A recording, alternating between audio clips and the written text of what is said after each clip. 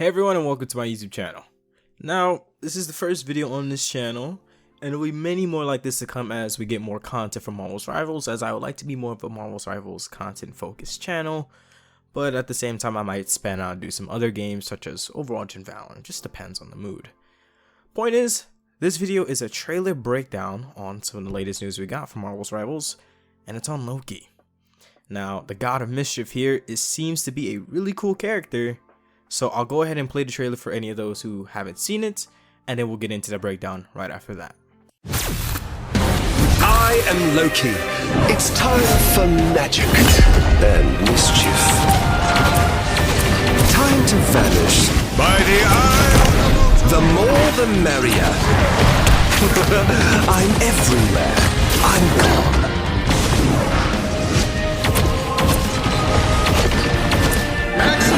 I still need you. Your powers are mine! The king of Asgard, at your service.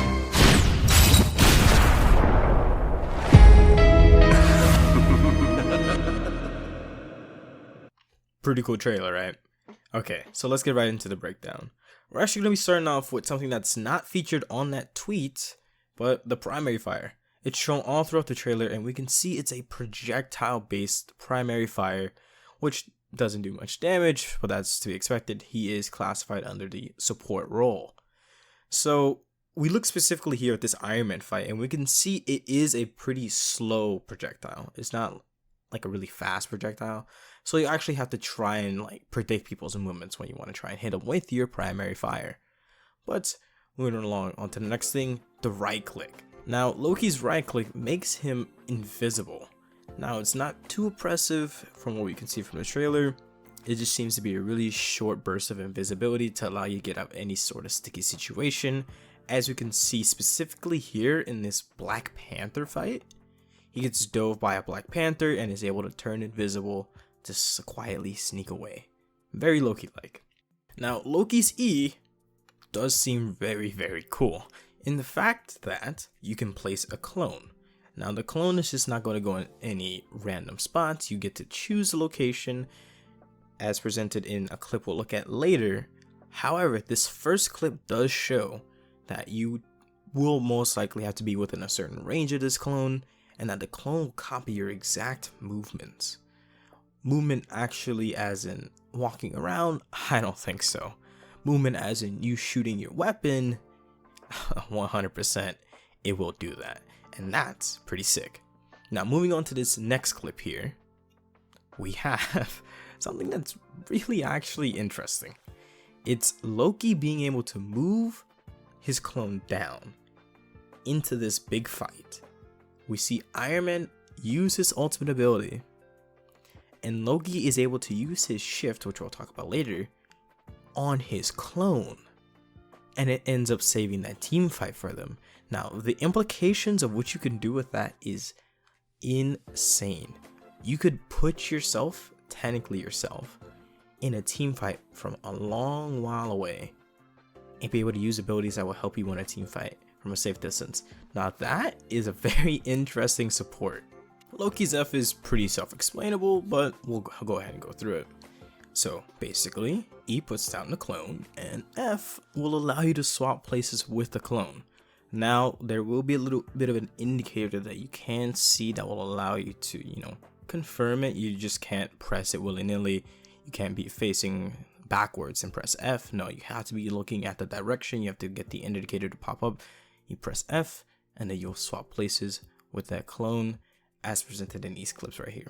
Now, for Loki's shift ability, we only do have one clip with it in really good standing, and it's that one clip that we talked about previously with the Iron Man and his ult. Now, what exactly does it do? I'm still not 100% sure, and I haven't really seen anyone else talk about this, but my best guess, as I said in that tweet, is that it's some sort of really big burst AoE heal, then get your allies back to full HP in just one quick go, or it's like a sort of overhealth / shield situation in which it'll shoot your HP up and then over time it'll slowly, die back down to what you were originally.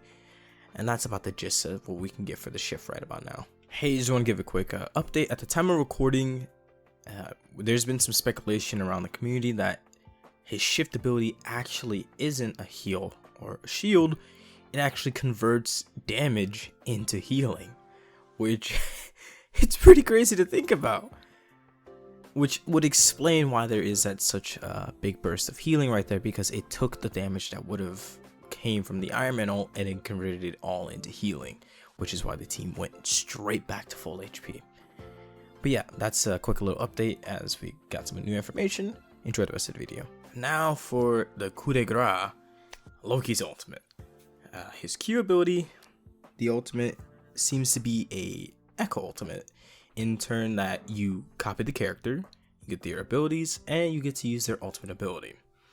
And now, this ability seems very, very overpowered in the fact that, from what we saw from that original announcement trailer, Loki copies a Black Panther and is able to kill someone and gets their ultimate instantly. He gets Black Panther ult instantly after just killing one person.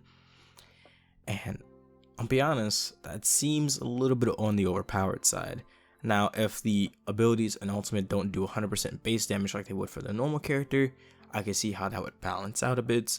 But if it does do 100% base character damage, that will be very, very overpowered and will definitely probably need to be looked into and have some fine tuning due to it before, official release. Now that we've gone over all of the Loki abilities for this trailer, I just want to thank everyone that sat through this video and actually enjoyed it. It did take me a bit long to edit, but then again, this is my first type of style of video doing this, so wasn't really familiar with the whole thing. But for the closing statements on Loki, it's actually for you players and the type of players I do recommend to play Loki. Now, for my Overwatch players, if you play Echo at all, I highly recommend trying Loki when the game comes out.